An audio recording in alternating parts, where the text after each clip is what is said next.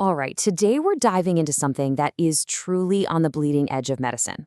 We're talking about this incredible combination of artificial intelligence and a simple blood test. And it has the potential to completely change, redefine how we detect and fight cancer. Just think about that for a second. What if, instead of waiting for something to feel wrong, your routine blood draw could screen for dozens of cancers all at once, catching them at their absolute earliest, most curable stage? I know, it sounds like something straight out of science fiction, but this is rapidly becoming our reality. So let's get into how it all works. So, why is this such a big deal? Well, it's because of a huge problem that experts call the diagnostic gap. You see, for so many of the deadliest cancers, think pancreatic, ovarian, we just don't have routine screening tests. The hard truth is, we're finding them way, way too late. And the stakes here? They couldn't be higher. It's a stark reality. When you find cancer early, the survival rates are, they're dramatically better. But if you find it late after it's already had a chance to spread, the prognosis is often grim. That gap, that chasm, really, between early and late detection is exactly what this new technology is designed to fix. Okay, so the first piece of this incredible puzzle is a totally new way of looking for cancer's signals. It's called a liquid biopsy, and it all starts with something we're all familiar with, a simple blood draw. You know, the core idea here is actually pretty simple when you break it down. Instead of having to surgically cut out a piece of tissue, what if we could just hunt for these microscopic clues that tumors are constantly shedding right into our bloodstream? It's like opening a non-invasive window and looking directly at what's happening inside the body.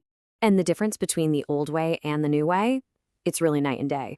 A traditional tissue biopsy is invasive, it carries risks, and it only gives you a picture of one tiny little piece of a tumor. But a liquid biopsy? It's just a blood draw.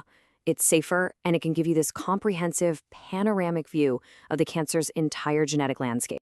And when you really dig into the details, the advantages just pop. A traditional biopsy, right, it gives you that single snapshot from one spot. But what if the tumor is different in other places? A liquid biopsy can actually capture the genetic diversity from all the tumor sites. And this next part is maybe the biggest game changer. It allows for real-time monitoring. Think about it. You can't do surgery on someone every month to check on a tumor, but you can do a blood test. This gives doctors a way to see if a treatment is working almost as it's happening. So what's this magical clue that we're looking for in the blood? It's something called circulating tumor DNA, or ctDNA for short. Here's what happens. As tumor cells live and die, they release these tiny broken fragments of their DNA into the blood. The best way to think of them is like the fragmented fingerprints of cancer. They're just floating around, carrying all the genetic secrets of the tumor they came from. Okay, but here's the catch.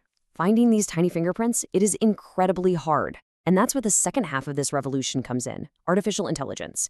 And I want to be really clear about this. AI isn't just a nice-to-have add-on here. It is the absolute essential core technology that makes this whole thing possible. And here's why. In early-stage cancer, that tumor DNA can make up less than 0.1% of all the free-floating DNA in your blood. Think about that number. It is the ultimate needle in a haystack problem. But it's more like finding one specific grain of sand on an entire beach.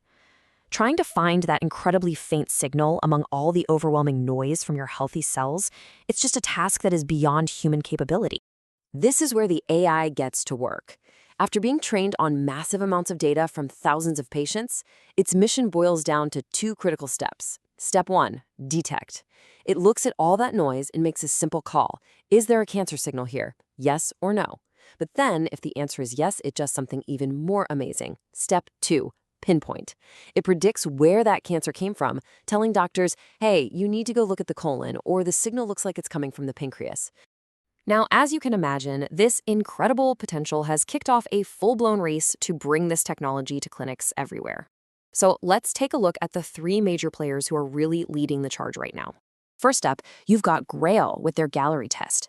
Their big bet is on something called methylation patterns. Now, the simplest way to think about these is like tiny little chemical tags on your DNA that act like on-off switches for your genes. Cancers develop their own really unique on-off patterns, and by training its AI to spot these specific patterns, Grail's test is aiming to detect over 50 different types of cancer from a single blood draw. Next, we have Freenome, and they're taking what's called a multi-omics approach. Basically, instead of just listening for one instrument in an orchestra, they're listening to the whole thing. They don't just look at DNA, they look at DNA, proteins, all these other biological markers. The idea is that by combining all these different signals, their AI can find a much stronger, more reliable signature of cancer, especially in those super early stages. And finally, there's Guardian Health. Their screening test, called SHIELD, is really just one piece of a much bigger strategy. They're building an end-to-end platform. They have products that cover the entire journey of cancer care, from that initial screening in healthy people, all the way to monitoring how a patient with advanced disease is responding to treatment. So the big question is, how well do these things actually work? Let's break down two really important numbers. First is sensitivity. That's the test's ability to find cancer when it's actually there. You don't want to miss one. The second is specificity. That's its ability to correctly tell someone they don't have cancer. You don't want false alarms. And you can see here, Grail's Gallery is incredibly specific, 99.5%. That means very few false positives. On the other hand, Guardant and Freenome, which are focused on colorectal cancer for now, show higher sensitivity, meaning they're catching a higher percentage of those early cases. But, despite all this incredible promise, we have to be realistic. The road ahead is not simple at all.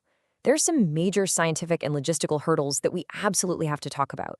And really, at the heart of everything is this fundamental trade-off. It's a tough balancing act. Do you crank up the sensitivity to make sure you find every possible cancer, even if it means you get more false positives that scare healthy people? Or do you crank up the specificity to avoid those false alarms, but accept the risk that you might miss some very early tumors? This is the core dilemma that every single one of these companies is wrestling with. And this number right here really drives that point home. While Gallery's overall performance is definitely impressive, its sensitivity for all stage 1 cancers combined is currently 16.8%. Let's be real about what that means. It's still missing a big chunk of the very earliest, most treatable tumors that we're all hoping to find. There is still a lot of room for improvement. And it's not just that. There are other major hurdles. How do we standardize the way samples are collected so every test is reliable? How do we make these AI black boxes more transparent so doctors can trust them? How do we make sure the models are trained on data from all kinds of different people so they don't have hidden biases? And on top of all that, you have to navigate the very complex and ever-changing regulatory maze at the FDA. So, where does all of this lead? What's the end game?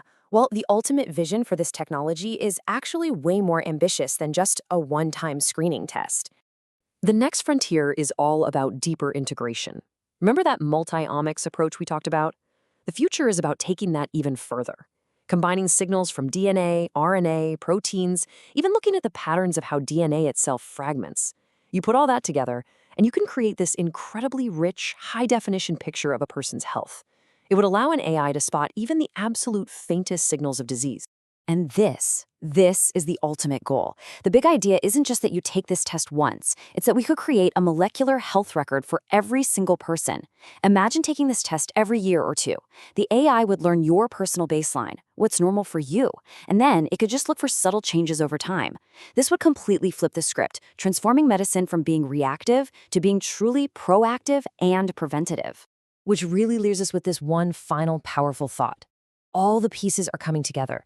We understand the biology, we have the sequencing technology, and the AI is getting smarter every day. It really feels like it's no longer a question of if this will happen, but when. So the question I'll leave you with is this. How long will it be until your annual checkup automatically includes a simple blood test that screens for cancer, not just in one place, but across your entire body?